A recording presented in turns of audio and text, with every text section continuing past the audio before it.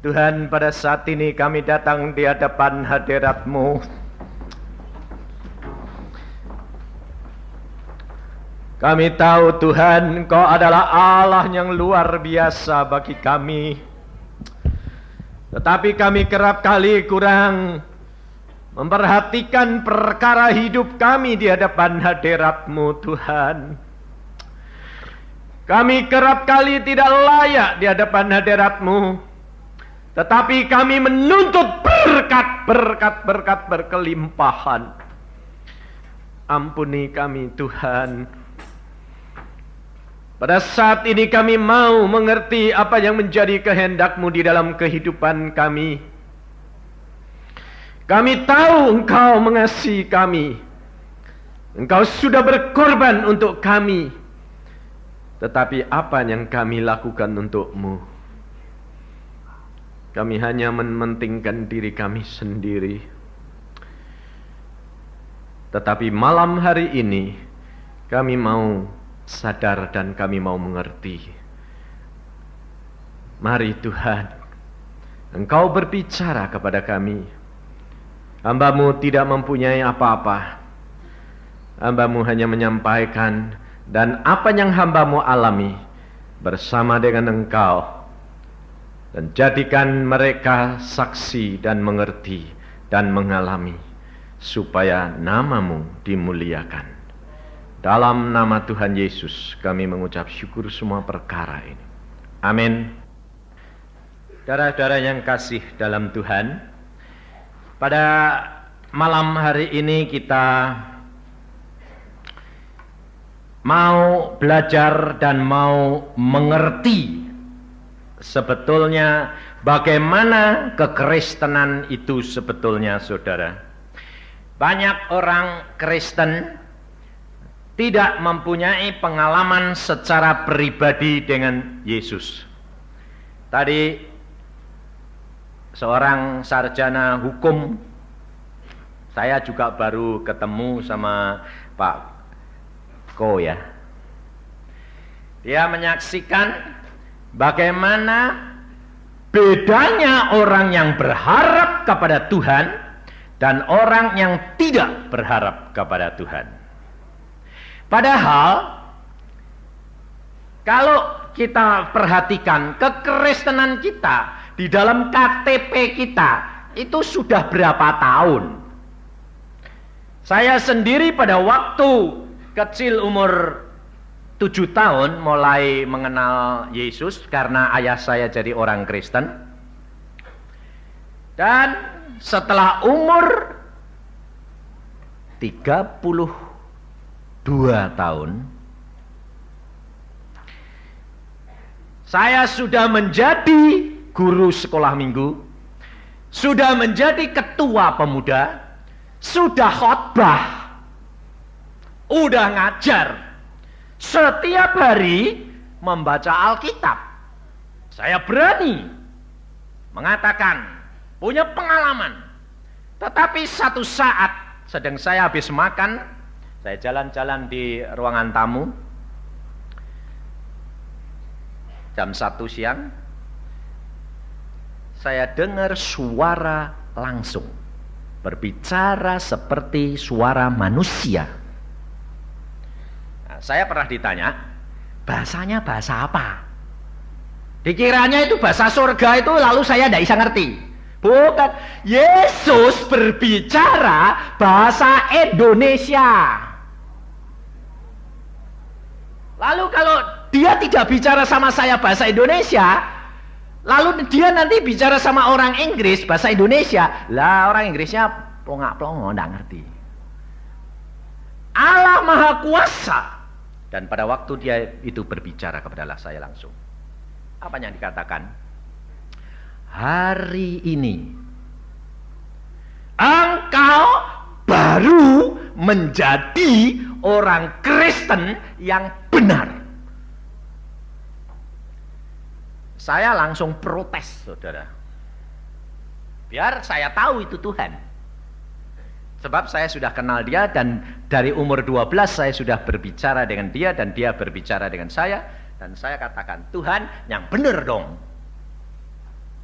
Saya katakan kepada dia, 25 tahun aku menjadi orang Kristen, aku sudah mengajar, aku sudah membaca, aku sudah khotbah, jadi ketua pemuda, ketua sekolah minggu.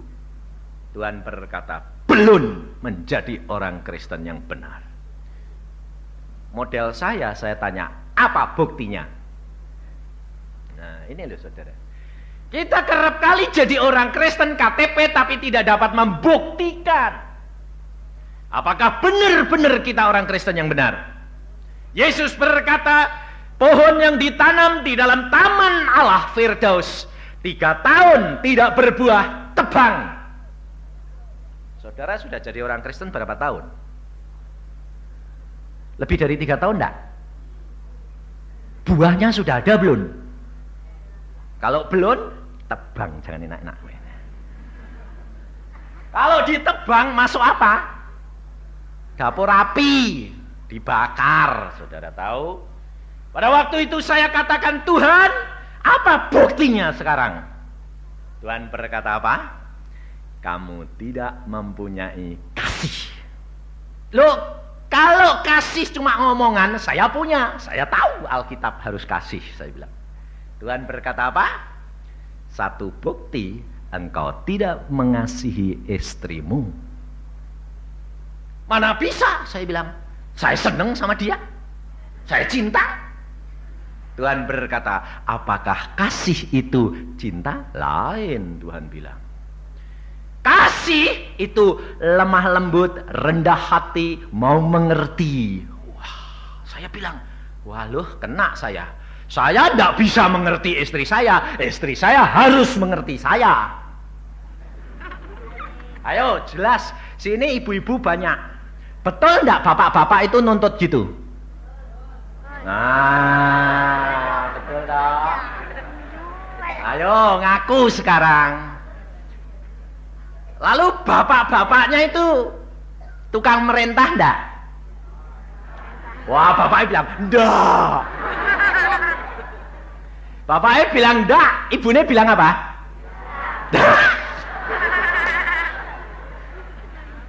Saudara tahu, saya sendiri, saya kalau bicara sama istri saya, pokoknya saya bilang begini, kamu harus turut. Tidak turut, silahkan angkat kaki. Oh, Anda boleh tanya istri saya bagaimana keras hati saya. Sampai kakaknya, sampai familinya bilang begini pada waktu dia pacaran sama saya. Apa kamu kuat sama orang begitu? Lalu istri saya bilang, kalau saya pikir secara rasio, ndak kuat. Lah kok kamu mau? Tuhan yang menetapkan saya harus sama dia. Ini loh saudara.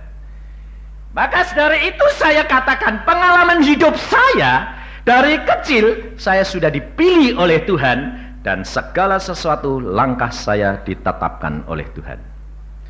Jodoh pun sebelum saya ketemu istri saya belum tahu. Saya sudah tahu istri saya nanti model apa, anaknya berapa, Tuhan sudah beritahu saya. Saya buktikan, sebabnya apa? Pada waktu anak yang ketiga ini mengandung di Irian Barat, saya tugas di Irian Barat sebagai seorang dokter gigi. Saya bawa pulang ke Semarang karena dokter anak saya selalu dokter spesialis anak-anak Aryawan, ginekolog. Nah, terus kemudian selalu melahirkan sama dia. Nah, diperiksa sama dokter Aryawan, saya bawa ke Semarang. Dia bilang, anakmu perempuan. Dia ahli dan pengalaman 30 tahun. Anakmu perempuan. Saya bilang, laki. Dia bilang, aku ini pengalaman. Dan aku sudah periksa. Dan aku sudah tahu perempuan. Saya bilang, laki. Lalu dia bilang, apa alasanmu? Aku bapake yang buat. Lalu dia bilang, itu bukan alasan. Dia bilang, aku ya buat tapi tidak tahu. Dia bilang, ya. Saya bilang, soalnya gini loh Pak Dokter Aryawan, saya bilang, aku yang buat dan Allah yang mengadakan, dan dia sudah berbicara kepadaku, anakmu laki. Nah, lalu dia ini karena dia pengalaman, dia ahli, lah ya dah, pinter. Dia bilang apa? Sudah, pokoknya aku berkata perempuan. Nah, saya jadi penasaran. Saya bilang, gini dok, kalau anakku perempuan kamu tak bayar 2 kali. Tapi kalau laki, enggak bayar. Lalu dia bilang, Sigen, oke. Model saya sudah tahu persis kok. Karena yang buat, yang ngomong, Allahku sendiri. Pada waktu istri saya mengandung, saya berdoa, Tuhan, ini yang dikandung ini siapa namanya? Saya tidak tanya laki perempuan, saya tanya siapa namanya? Samuel Kristianto. Oh, laki dong Tuhan, laki-laki. Sip. Jadi istri saya tanya pada saya, namanya anakmu siapa? Samuel. Lah kalau perempuan tidak ada. Lalu apa terjadi saudara?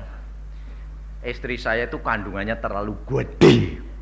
Anaknya lahir 4,6 kilo.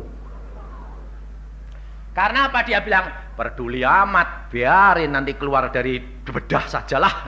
Istri saya tidak peduli operasi maupun apa, tidak pusing. Karena apa? Dia hidup dengan Yesus, mati untung, hidup untuk Kristus. Percaya? Ini loh saudara, hidup kekristenan harus dialami secara pribadi. Dan pada waktu masuk kamar operasi, dibedah, wah, saya santai, saya ketawa-ketawa. Dokternya bilang, kenapa ketawa-tawa? Aku pasti menang. Lalu dia bilang, aku ya pasti menang. Sudah buktiin. Lalu susternya tanya, susternya penasaran, ini 2 orang ada apa ini pasien? Bapak sama dokter kok ketawa-ketawa sama gini-gini. Bertaruh, saya bilang. Kalau perempuan saya bayar 2 kali. Kalau laki aku tidak bayar. Oh gitu toh. Waktu dibedah sudah saya dengar, ngoeng, bayi keluar, saya nongkrong gini. Menang toh. Nah, terus dokternya bilang, aduh, aku nyerah deh. Saudara tahu, Allah kita adalah Allahnya hidup dan berbicara. Maka pada malam hari ini saya ajak kepada saudara, bagaimana Allah berbicara sebelum Kristus, kemudian setelah pada waktu zaman Yesus, dan setelah Kristus. Saudara harus tahu kehidupan kekristenan. Kenapa orang mencari bersemedi, pergi ke gua-gua, mencari ilham, forecast, sampai masuk ke gua-gua, pergi ke suhu-suhu, dukun-dukun untuk cari apa? Wahyu, suara Allah. Katanya Allahnya yang mana? Yang diajak main forecast. Ini masalahnya. Tetapi saudara, orang Kristen kerap kali tidak mengenal akan Allahmu yang sesungguhnya. Ini rugi. Maka dari itu, isi Alkitab ini saudara harus baca, saudara harus alami, saudara sampai berbuah. Dan di dalam kehidupanmu yang nyata. Maka dari itu kita baca firman Tuhan di dalam kitab Kejadian. Sebab masa ini saudara, kita tidak tahu apa yang akan terjadi. Ibu dan anak tadi nyanyi. Nyanyinya apa? Nyanyinya apa? Sampai bertemu. Di mana? Nyanyian ibu sama anak tadi dinyanyikan biasanya di mana tuh? Di kuburan. Kenapa ibu dan anak tadi nyanyi itu? Sebab dia secara roh tahu di sini banyak orang mati.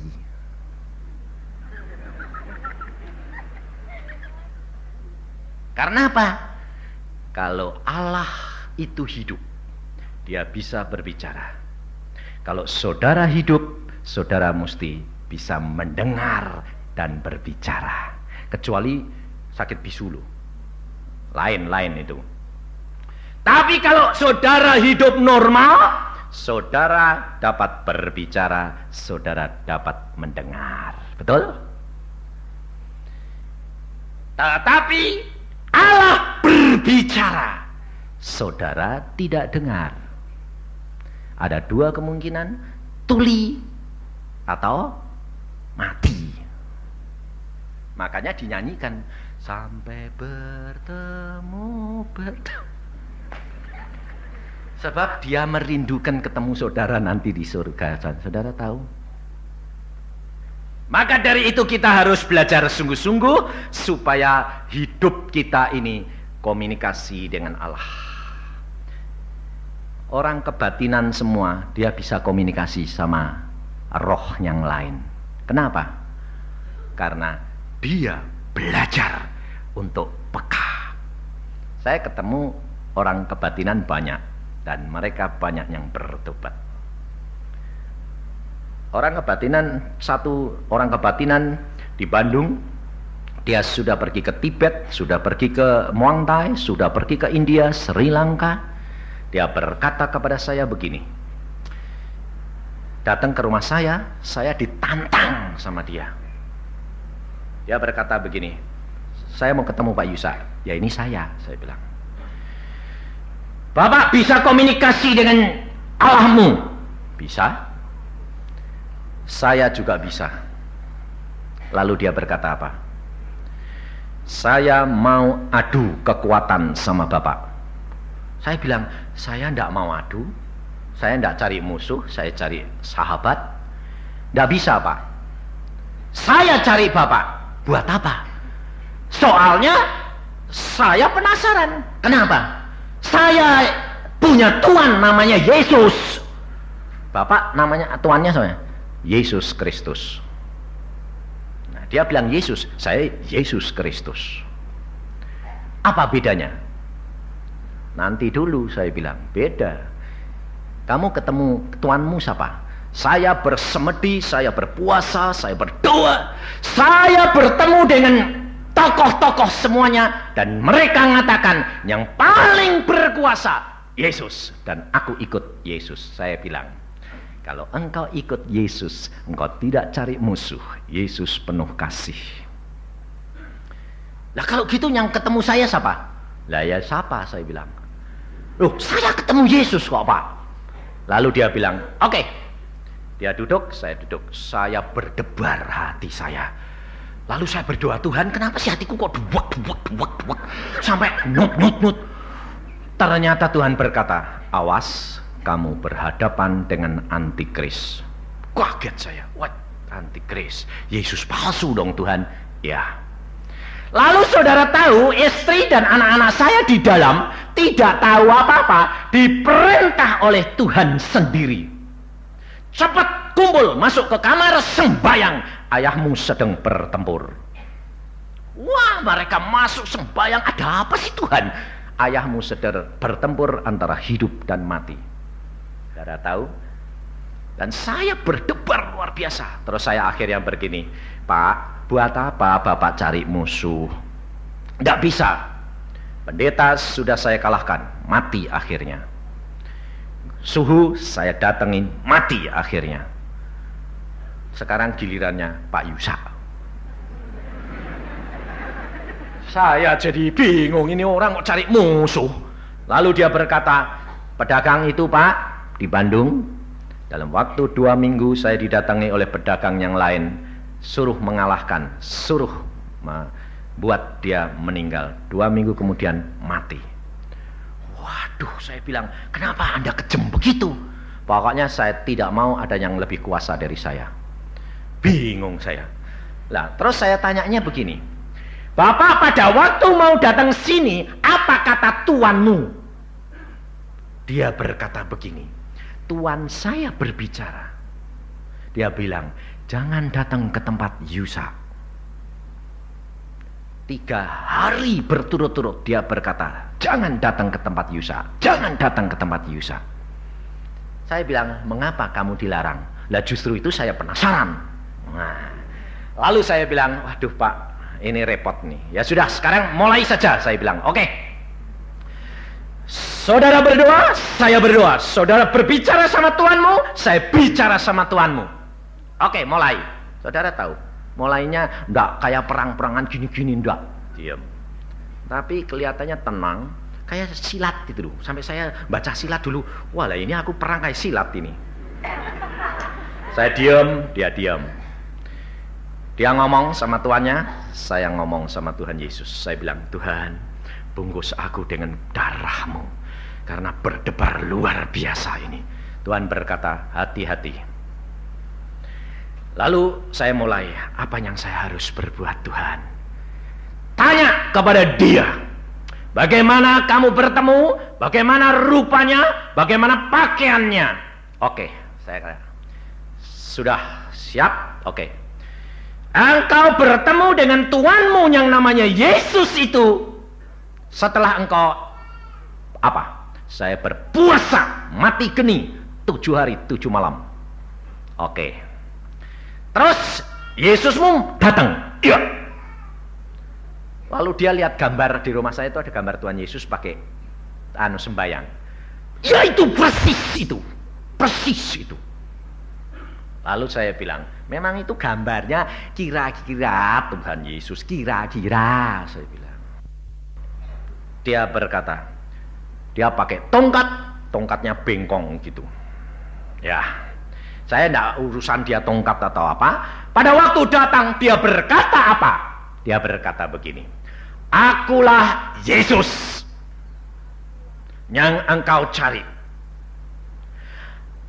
Katakan, perhatikan, aku adalah engkau, engkau adalah aku. Sama enggak di dalam Alkitab? Hah? Sama enggak? Sama enggak? Saya sendiri hampir ketipu. Saya bilang sama Tuhan, Tuhan, loh kok sama? Aku adalah engkau, engkau adalah aku. Tuhan Yesus berkata apa? Aku tidak pernah berkata begitu, Yusa. Lah apa? Aku di dalam kamu, dan kamu di dalam aku. Kamu adalah kamu, aku adalah aku.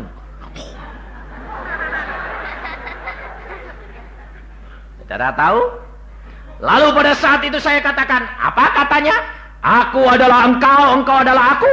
Ya, berarti dia berkata, aku Yesus. Dia bilang begitu. Satu, saya sudah menang. Saya bilang, Yesus tidak berkata begitu. Saya bilang, apa katanya? Aku di dalam kamu dan kamu di dalam aku. Aku Yusa tetap Yusa. Yesus ada di dalam saya. Oh gitu. Ya, saya tidak percaya. Oke. Yang kedua saya tanya, pakai jubah apa? Abu-abu. Yesus tidak pernah pakai jubah abu-abu karena dia Allah yang suci. Pakainya apa? Putih, merah, biru atau ungu. Kenapa? Putih karena dia domba Allah yang suci. Merah karena dia sudah disembelih dan memakai jubah darah untuk menyelamatkan kita. Ungu karena dia raja di atas segala raja. Biru karena dia setia sampai kepada akhirnya. Waduh, lalu dia mulai ngelendek dia, mulai ngelendek itu mulai ngerendah dia. Lah kalau gitu itu siapa? Nah iya, sekarang gini aja Pak. Engkau bertanya kepada dia. Kalau dia berani mengaku nama Yesus di depan saya, celaka dia. Sebab saya sudah berdoa, Tuhan, aku minta kuasa, minta izin. Aku akan ikat antikris itu kalau dia berani mengaku namamu di hadapan saya. Tuhan berkata, lakukan. Berani saya. Saya berkata, tanya namamu siapa? Dulu dia ngaku Yesus, sekarang di depan saya, di depan Tuanku yang ada di dalam aku, siapa namamu? Tanya. Wah, diam dia. Komunikasi 5 menit. Wah, dia geleng-geleng, buka mata. Saya bilang, siapa? Nggak mau jawab. Kenapa nggak berani jawab? Kenapa dulu dia mengatakan Yesus? Apa jawabnya? Setan itu luar biasa jahatnya. Jawabnya apa? Tak kasih tahu, ya nggak bakal ngerti. Lalu apa katanya? Yang kedua, aku sudah larang engkau, jangan datang ke tempat Yusa. Mengapa engkau datang? Malah dimarahi dia. Akhirnya dia ngotot bertanya, tidak dijawab. Akhirnya dia tanya kepada saya, Pak Yusa, siapa dia sebetulnya? Engkau mau tahu? Ya, antikris, Yesus palsu. Wah, jadi dia bukan Yesus asli. Ya, Yesus asli penuh kasih dan sayang sesama manusia dan menjadi berkat untuk orang lain. Lalu dia berkata apa? Saya akui, saya kalah. Ya, kalau saya kalah Pak, saya mati. Tapi kalau Bapak kalah, mau apa? Pikir saya, kau harus bertobat. Dia bilang, saya akan cari yang lain. Bayangin.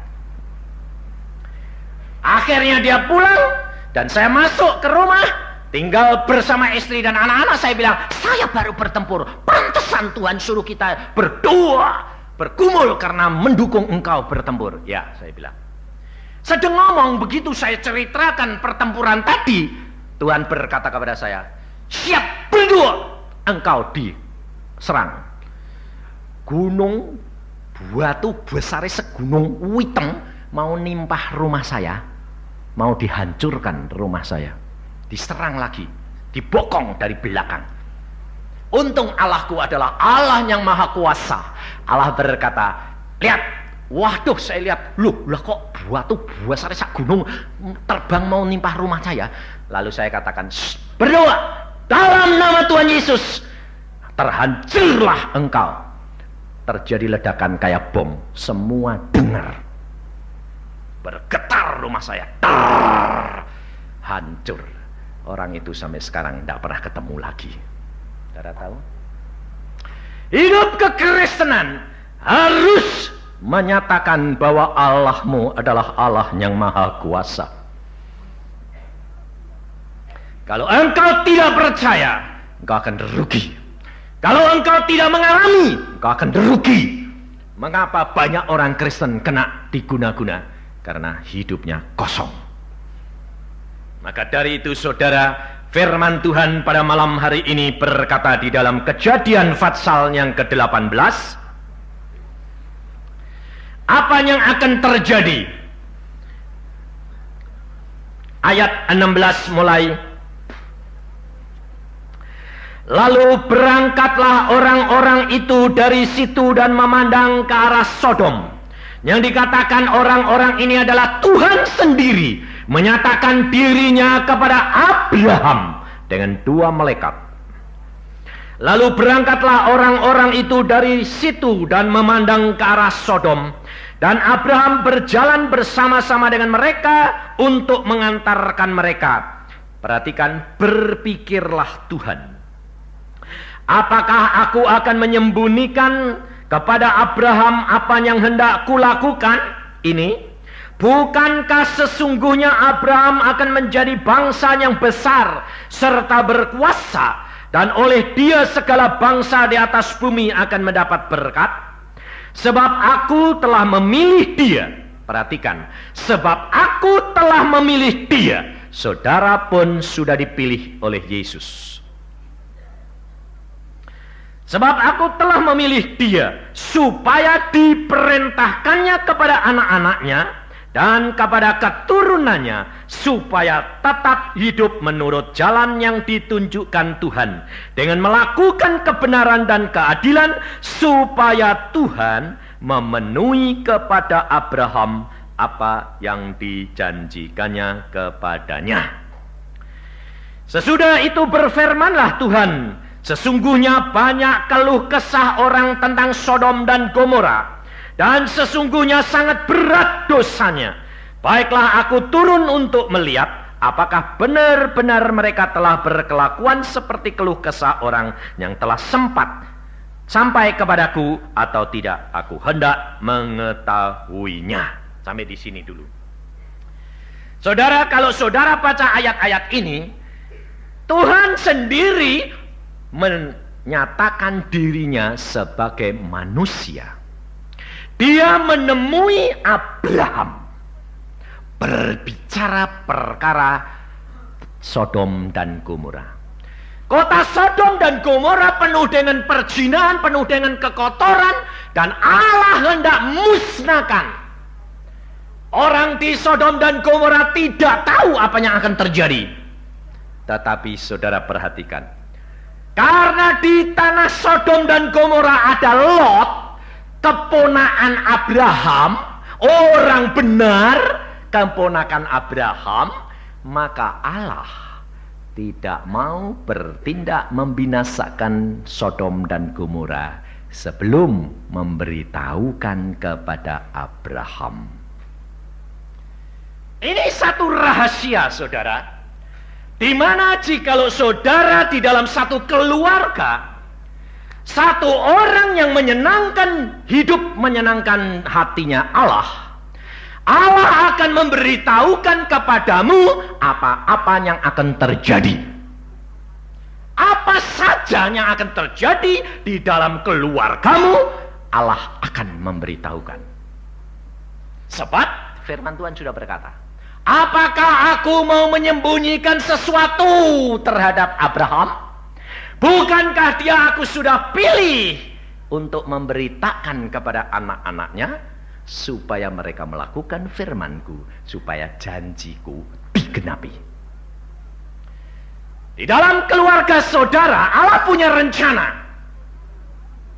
Dan kalau satu orang di dalam keluarga saudara menyenangkan hati Allah, seluruh isi keluarga diselamatkan. Jaminan. Nah, ini saya alami. Apa saja yang akan terjadi di dalam keluarga kami, Yesus memberitahukan. Makanya dari itu saya ajak saudara bagaimana kita peka terhadap pimpinan Roh Al-Kudus. Pada waktu zaman sebelum Yesus, Allah berbicara bagaimana? Ini masalahnya.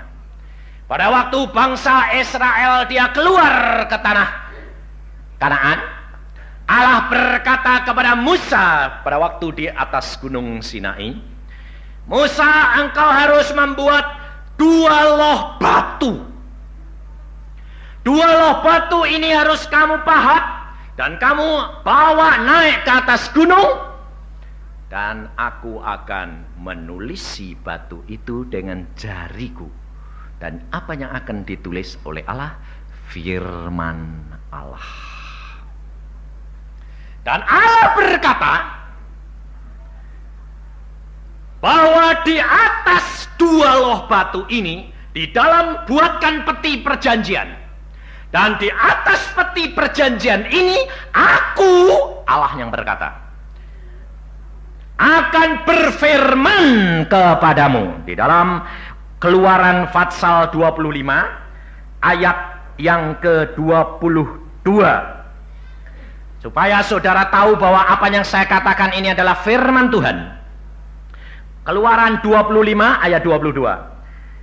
Dan di sanalah aku akan bertemu. Nah, ayat 21 mulai. Haruslah kau letakkan tutup perdamaian itu di atas tabut, dan dalam tabut itu engkau harus menaruh loh hukum yang akan kuberikan kepadamu. Dan di sanalah aku akan bertemu dengan engkau. Dan di hari atas tutup perdamaian itu, dari antara kedua kerub yang di atas tabut hukum itu, aku akan berbicara dengan engkau tentang segala sesuatu yang akan kuperintahkan kepadamu untuk disampaikan kepada orang Israel. Allah berbicara kepada umatnya adalah di atas loh batu yang ditulisi oleh jari Allah, dan batu itu tulisannya adalah firman Allah. Setiap kali Allah berfirman, selalu di atas itu. Dan Musa mendengar suara Allah. Ini sebelum Yesus. Pada waktu Yesus ada di dalam dunia, Yesus berbicara langsung kepada manusia karena dia adalah Allah yang menjelma jadi manusia. Tetapi yang dapat dengar suaranya Yesus cuma siapa? Orang Israel zaman itu. Sayangnya zaman itu belum ada tip.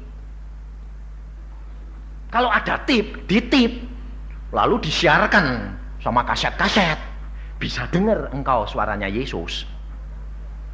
Tapi zaman itu belum ada, sehingga hanya sebagian kecil orang Israel yang dapat mendengar suara Yesus. Tetapi pada waktu Yesus naik ke surga, dia berkata, apa? Aku akan kirim kepadamu siapa? Roh Al-Kudus. Roh Kudus ini dunia tidak mengenal dia. Di dalam Yohanes pasal 14 ayat yang ke-17, dunia tidak dapat menerima dia, roh kebenaran, sebab dunia tidak melihat dia dan tidak mengenal dia. Tetapi kamu mengenal dia sebab ia menyertai kamu dan akan diam di dalam kamu. Saudara percaya enggak? Kalau saudara percaya Yesus Kristus dan dibaptiskan, dan engkau akan menerima Roh Kudus di dalam hatimu. Saudara percaya enggak? Nah, sekarang Roh Kudus yang dikirim oleh Yesus ini tinggal di mana? Di hati. Nah, saudara perhatikan. Oh, hati saudara dan saya ini adalah batu-batu bangunan bait Allah. Betul enggak? Yesus berkata, engkau adalah bait-bait Allah. Yang dimaksudkan, engkau adalah batu-batu bait Allah untuk membangun tubuhnya Kristus. Karena Kristus adalah bait Allah. Saudara dan saya adalah batu-batu, loh-loh batu yang disusun untuk menjadi bait Allah. Tetapi pada waktu Yesus di atas bukit dengan murid-muridnya, Yesus berkata, ada waktunya tidak akan tersusun satu batu di atas batu yang lain. Karena akan dibongkar oleh orang kafir. Karena akan diserahkan dan sekarang ambruk. Rubuh semuanya. Pada waktu itu Tuhan berkata kepada saya, Yusa, semua batu bangunan tidak ada, tapi ada batu yang tidak pernah terpisah dari hadapan hadiratku. Di mana aku bertata, dua loh batu tidak boleh diambil orang, karena aku selalu bertahta di atas dua loh batu itu, yaitu dua loh batu, batu perjanjian, batu hukum Allah. Ada di mana tabut perjanjian Allah ini? Ada di surga sekarang. Ayatnya ada di dalam Wahyu pasal 11 ayat 19. Wahyu 11 ayat 19 berkata begini, maka terbukalah bait suci Allah yang di surga, dan kelihatanlah tabut perjanjiannya di dalam bait suci itu. Jelas. Jadi pada waktu bait Allah di Yerusalem itu dirobohkan, maka tabut perjanjian dibawa Allah ke dalam surga. Seperti Elia diangkat naik ke surga. Lalu Tuhan berkata, sekarang manusia-manusia ini Roh Kudus tinggal di dalam hatinya, di atas loh batu. Tetapi loh batu yang terukir oleh firman Allah Dan oleh jari Allah itu yang akan tidak pernah berpisah dengan dia. Jikalau loh batu saudara tetap batu biasa, saudara akan diserahkan. Ada waktunya engkau akan diserang, dianiaya.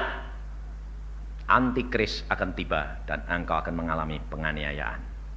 Dan bangunan-bangunan batu akan dihancurkan.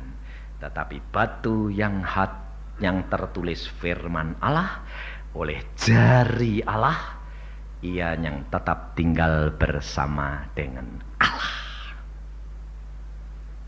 Maka dari itu saudara, kita harus menyediakan loh hati kita untuk ditulisi oleh jari Allah. Tapi pada waktu batu itu ditulis sama jarinya Allah, kira-kira sakit enggak? Batunya luka enggak? Hah? Luka. Untuk ditulisi dengan firman Allah, saudara harus mengalami. Dan kadang-kadang di proses Allah itu sakit. Sakit. Karena Allah berkata, apa gunanya engkau berteriak kepadaku, Tuhan, Tuhan, tetapi engkau tidak melakukan firman-Ku? Kau harus menjadi pelaku-pelaku firman. Dan salah satu saya katakan kepada saudara, Yesus berkata, jikalau engkau mengasihi orang tuamu lebih daripadaku, kau tidak layak menjadi muridku. Lalu, ini salah satu loh, orang tua. Dan firman Tuhan yang kita baca tadi, Allah berbicara kepada Abraham mengenai apa yang akan terjadi. Lalu, saya ini punya ibu. Saya anak laki yang paling disayang. Karena yang paling gede. Nah, satu saat ibu saya ini sakit koma. Koma karena gulanya terlalu tinggi. Semua saudara sudah datang, tinggal saya yang belum datang. Lalu kakak saya telepon begini, kamu loh ditunggu mama ndak rela meninggalkan tubuhnya kalau anaknya belum komplit. Yang belum datang cuma kamu. Pikirnya mati. Sebab dokter sudah berkata sudah 2 minggu ndak bakal bisa hidup. Kalau hidup ya sudah ndak normal. Saya sebagai anak kepengen pulang. Saya sembahyang dulu, Tuhan, ibuku sakit koma, sekarang aku boleh pulang, Tuhan. Tuhan bilang apa? Kalau engkau pulang, ibumu pulang. Wah, kaget tuh saya. Loh, kenapa gitu, Tuhan? Lalu Tuhan berkata, selesaikan dulu pekerjaanku. Melayani aku lebih dahulu, baru engkau melakukan kesukaanmu. Oh ya sudah Tuhan, aku tak ngerjain kerjaanmu. Saya selesaikan kerjaan Tuhan. Khotbah di mana-mana. Kakak saya marah, introka lagi. Anak boceng. Boceng itu tidak berbudi.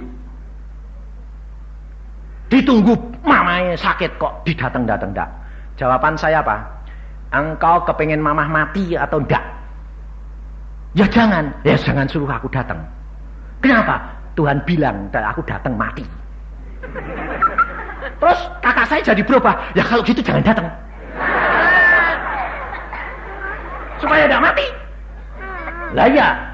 Nah, saudara tahu setelah 2 minggu lagi selesai tugas, saya berdoa.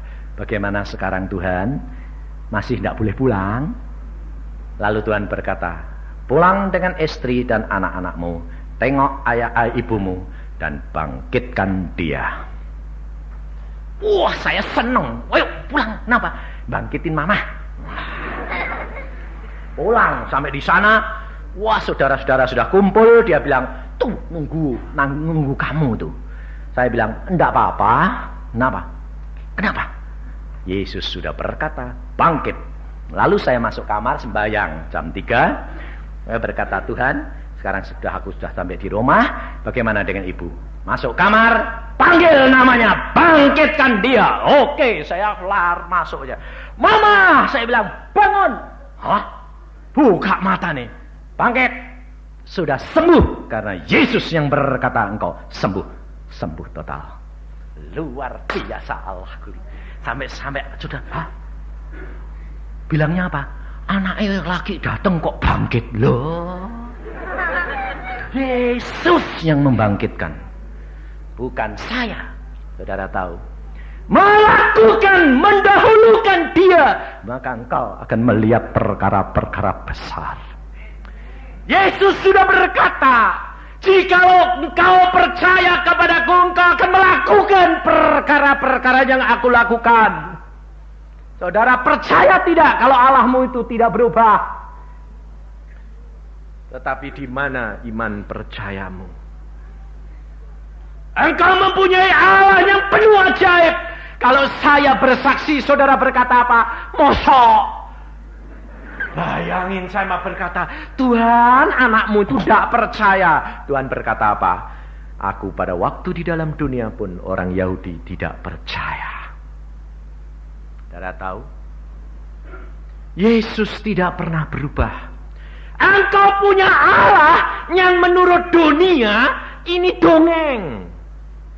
Siapa yang percaya orang 5.000 Yesus cuma punya 5 ketul roti 2 ikan. Lalu Yesus berkata kepada murid-muridnya, beri mereka makan. Dan muridnya semua, 5 roti? Mana mungkin? Yesus berkata, bagikan. Dan dibagikan semua makan. Lebih 12 bakul. Masuk akal enggak? Dongeng enggak? Engkau punya Tuhan yang luar biasa. Pada waktu murid-muridnya berjalan naik perahu, dia berjalan di atas air. Tidak dongeng, ada orang jalan di atas air. Itu Tuhanmu, saudara tahu tidak? Yesus berkata apa? Kalau engkau percaya kepadaku, engkau pun akan melakukan perkara-perkara yang aku lakukan. Tapi saudara kalau ada hamba Tuhan yang ngalami gitu, masa? Loh saudara ini orang percaya apa enggak? Percaya. Lah kok bilang mosok? Karena engkau tidak ngalami dan tidak percaya. Ini loh saudara. Kau akan mengalami perkara yang ajaib. Dan ibu saya pada waktu dia di Australia, diajak adik saya naik apa? Kereta yang curam masuk jurang. Tegang, putus sarape. Saya bilang, nak, adik, kamu ini tidak punya otak, saya bilang. Loh, orang umur 67 kok dijak naik kereta yang jungkel kayak gitu. Lah ya, putus sarape. Bayangin saudara, pada waktu sudah putus, masuk rumah sakit, setiap 1/4 jam dia muter. Dan kalau sudah itu dia bicara tidak karu-karuan. Dan dokter spesialis di Australia berkata, maksimal 1 bulan. Habis itu meninggal. Saya di Entrokal, di Cirebon. Pas saya melayani di Cirebon, ayah saya berkata, nak, ibumu keadaannya sudah parah dan tidak mungkin pulang ke Indonesia dan meninggal di sana. Saya dengan adik saya perempuan notaris berdoa, Tuhan, aku tidak lebih mengasihi ibuku daripada mengasihi engkau. Aku relakan dia pulang. Itu bukan masalah, karena aku tahu ibuku di dalam tanganmu. Pulang bukan masalah Tuhan. Tapi masalahnya, anaknya semua 7 orang di Indonesia. Lalu yang gotong ke Australia itu siapa? Charter pesawat, saya bilang. Berapa Tuhan? Saya ngomong gitu, saudara tahu apa Allah bicara sama saya? Bicara begini. Apa kehendakmu? Wah, saya ditanya gitu, beneran tak pikir. Waduh Tuhan, terima kasih. Kalau boleh Tuhan, tambahi umur supaya dia yang pulang ke Indonesia. Mati di Indonesia, murah.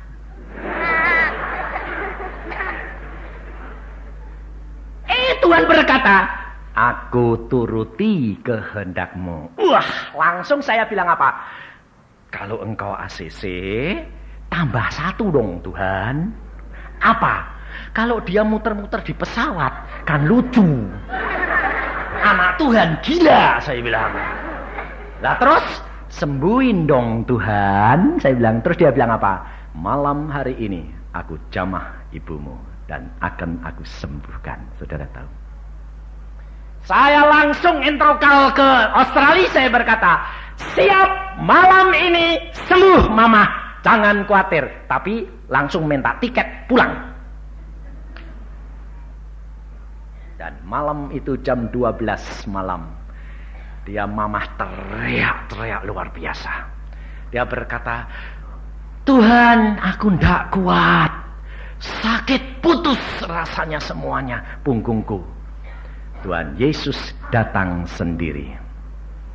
Ayah saya megangi ibu saya, nangis dengan cucuran air mata. Dia lihat penderitaan istrinya, anaknya, menantunya semua menangis. Tuhan Yesus berbicara kepada ibu saya. Tuhan berkata, anak, engkau belum menderita seperti aku di atas kayu salib. Penderitaanmu belum seberapa. Ucapkan syukur karena engkau boleh menanggung sebagian kecil daripada apa yang aku perbuat untuk engkau. Pada saat itu dia tidak menangis lagi. Pada saat itu dia tidak berteriak lagi. Pada saat itu dia berkata, ampun Tuhan, kenapa aku tidak mengucap syukur melakukan firman-Mu. Padahal engkau lebih menderita daripada aku. Dan pada saat dia berkata, terima kasih aku sakit, aku boleh menanggung deritamu di atas kayu salib sebagian kecil. Lalu ayah saya bilang, kamu mengucap syukur? Iya Pak, Tuhan berkata, ucapkan syukur. Aku sudah tanggung penderitaanmu di atas kayu salib. Dan pada waktu dia mengucap syukur, apa yang terjadi? Tangan Tuhan memegang tengkuk ibu saya. Jadilah sembuh karena aku sudah tanggung di atas kayu salib. Karena engkau melakukan firman. Ucapkan syukur dalam segala perkara. Engkau menerima janjiku, sembuh. Langsung dia berteriak, aku sembuh. Lalu papa bilang, hah sembuh? Sembuh di jamah Yesus Tuhan. Lalu ayah berkata, oke, malam ini kita tidur, besok ke rumah sakit untuk dicek dokter spesialis lagi. Besok ke dokter, dokternya dia berkata, pakai apa bisa sembuh? Yesus dokter. Kalau gitu masih ada mujizat. Yesus tidak pernah berubah. Dokternya berkata, aku percaya. Saudara tahu Allah kita. Dan pada waktu dia pulang ke Indonesia, saya katakan, kumpulkan saudara, pada waktunya mama harus pulang. Lalu 3 bulan kemudian di rumah saya berkata, Tuhan ngomong, saya sedang jalan di kamar, Tuhan ngomong, beritahukan ibumu, waktunya sudah singkat. Kira-kira kalau saudara dikasih tahu gitu, berani ngasih tahu enggak? Saudara bilang, ya jangan nanti disangkain, jangan malah bikin nyepatani mati. Kurang ajar ini anak. Saya tidak. Langsung saya masuk ke kamar mama, saya bilang, mama, apa? Waktumu sudah singkat. Sudah waktunya untuk pulang. Lah terus apa yang saya papa buat?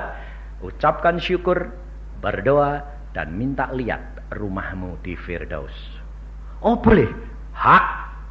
Bapak berkata, aku mau pergi dulu menyediakan rumah bagimu. Lalu dia sembahyang siang itu, Tuhan aku kepingin lihat rumahku. Sore itu dia dibawa lihat rumahnya. Jam 5 bangun, wah senangnya luar biasa. Ada apa kok kamu senang mama? Aku benar-benar dibawa ke Firdaus. Lihat rumahku luar biasa. Aku tidak takut lagi untuk pulang. Karena aku sudah punya rumah yang indah luar biasa. Loh, saudara.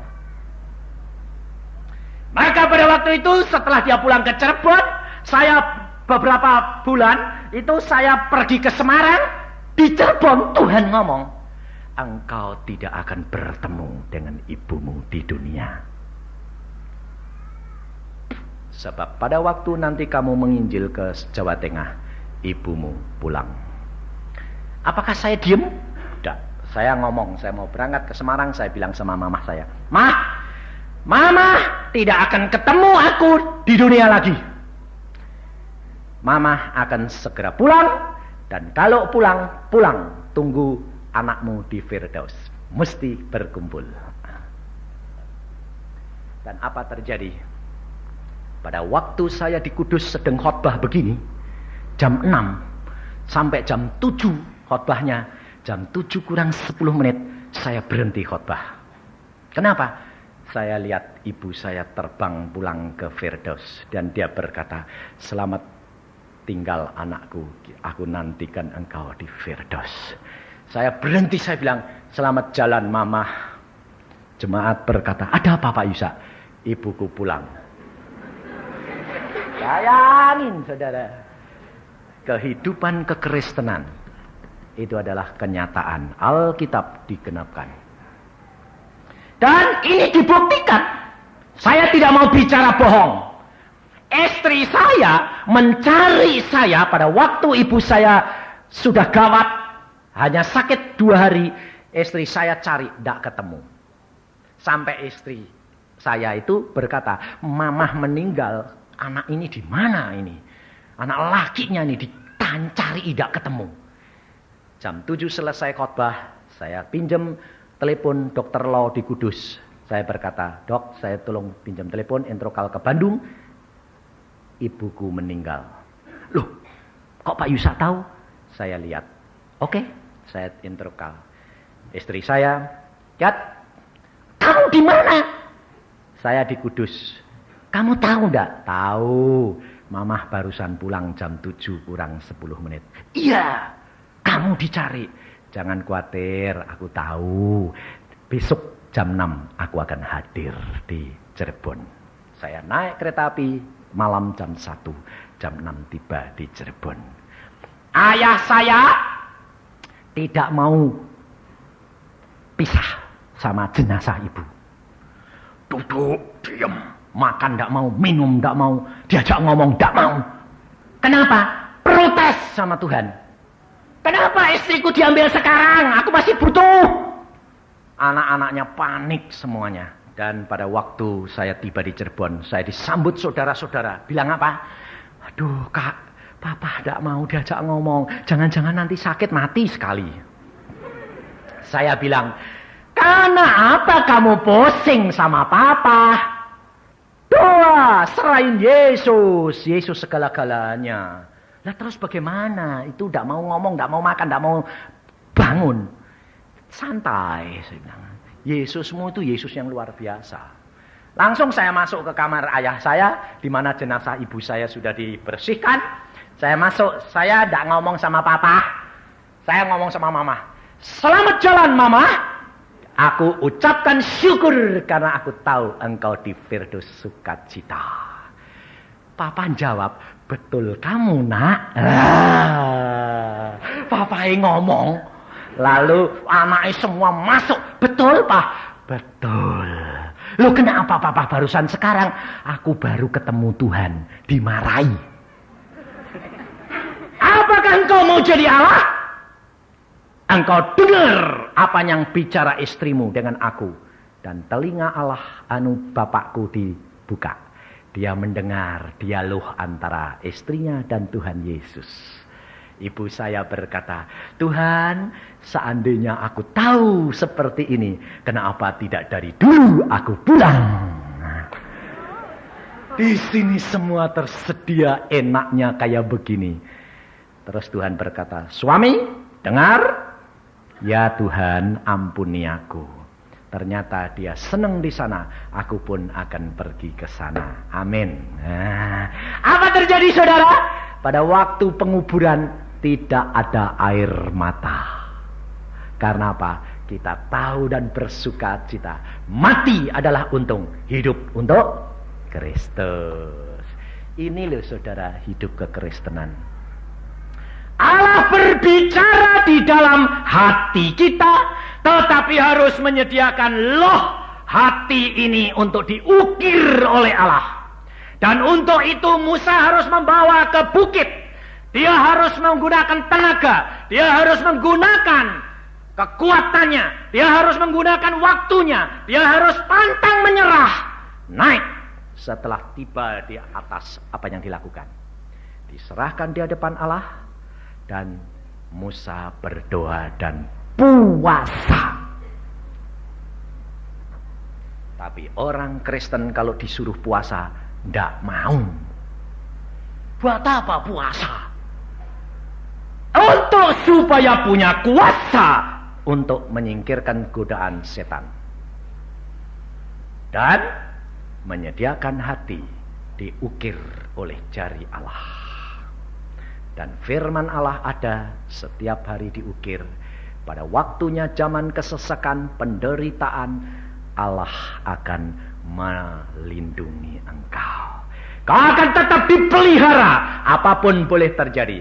Hatimu tenang, damai dan sejahtera. Kekristenan lain daripada agama yang lain. Kita punya jaminan, damai sejahtera aku berikan kepadamu. Dan damai sejahtera yang aku berikan tidak seperti yang diberikan oleh dunia. Ini bagian kita. Maka dari itu saudara, malam hari ini sediakan hatimu. Sediakan hati untuk diukir oleh Allah. Biarpun dibentuk sakit, tetapi engkau harus bayar harganya. Baca firman Tuhan, berdoa senantiasa. Kau akan melihat buahnya pada waktu kesesakan. Engkau akan dipeliharakan oleh Dia. Sakit penyakit tidak masalah. Keuangan tidak masalah. Karena apa? Kita punya Yesus. Kalau engkau sudah peka, Allah berbicara dalam hatimu, di atas loh hatimu, dan engkau akan tahu apapun yang akan terjadi, Allah sampaikan kepadamu. Amin. Mari kita berdoa. Tuhan, firman-Mu sudah hamba sampaikan. Anak-anak-Mu sudah mendengar pada malam hari ini. Hamba tahu di sini banyak orang-orang yang belum mengenal akan Engkau. Hamba tahu mereka sedang mencari identitas. Allah yang mana yang aku harus pegang dan Allah yang mana yang aku harus percayai. Saudara, pada malam hari ini saya tantang engkau, karena saya sudah mengalami pribadi dengan Dia. Kalau engkau percaya kepada Dia, kalau engkau serahkan loh hatimu sungguh-sungguh, kalau engkau mau mengaku Dia sebagai Tuhan dan Juru Selamatmu, dan engkau serahkan untuk hatimu diukir oleh Dia, saya jamin Allah akan berbicara melalui di atas loh hatimu. Dan apa saja masalahmu, Allah sanggup selesaikan. Kalau saya tidak mengalami, saya tidak akan mau ada di tempat ini sebagai seorang penginjil. Lebih enak sebagai seorang dokter dan direktur. Tetapi saya mengenal Dia. Saya tahu Dia, Allah yang nyata, Allah yang berbicara.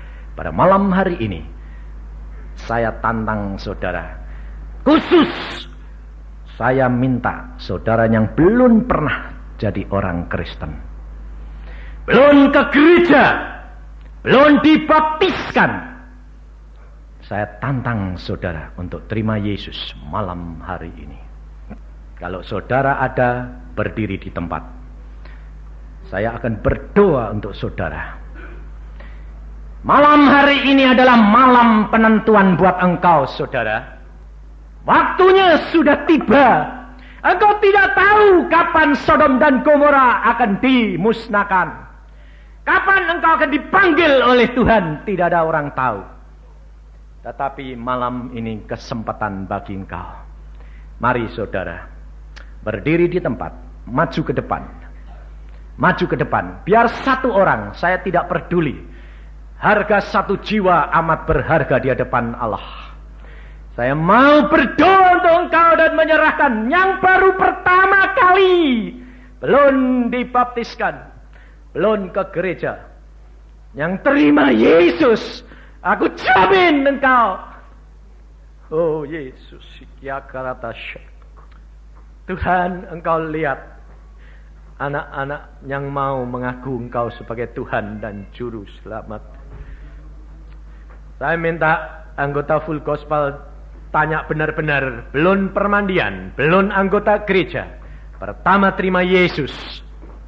Sebab saya tidak mau orang yang sudah berkali-kali berarti mengingkari Yesus. Yang benar-benar baru, yang saya minta, karena malam hari ini adalah penentuan bagi saudara. Tuhan, hamba mengucap syukur akan apa yang Kau telah lakukan pada malam hari ini. Aku tahu surga bersorak-sorak karena satu orang bertobat Yesus. Sudahkah engkau tahu hatimu diukir oleh firman Allah atau tidak? Kau tidak tahu kapan malapetaka akan tiba, saudara. Di malam hari ini adalah keputusan bagi kamu. Tuhan, Kau lihat anak-anak-Mu yang membaharui janji kepadamu, Tuhan. Mereka mengangkat hatinya kepadamu untuk Engkau ukir, Tuhan. Hamba-Mu mohon malam hari ini Engkau jamah mereka. Engkau sentuh hati mereka, Tuhan. Engkau proses mereka sehingga mereka menjadi baru. Kekristenannya yang lama ditinggalkan, mereka malam hari ini menjadi baru, Yesus. Engkau berfirman kepada dia, Engkau berkata-kata kepada dia, Tuhan. Nyatakan kehadiran-Mu di dalam hidup mereka, sehingga mereka mengenal Engkau, Yesus, sebagai Tuhan dan Juru Selamatnya.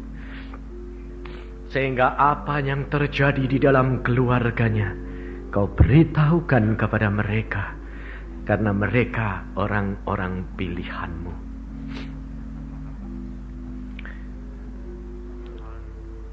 Hamba mau berdoa bagi anak-anak-Mu yang sedang sakit, Tuhan.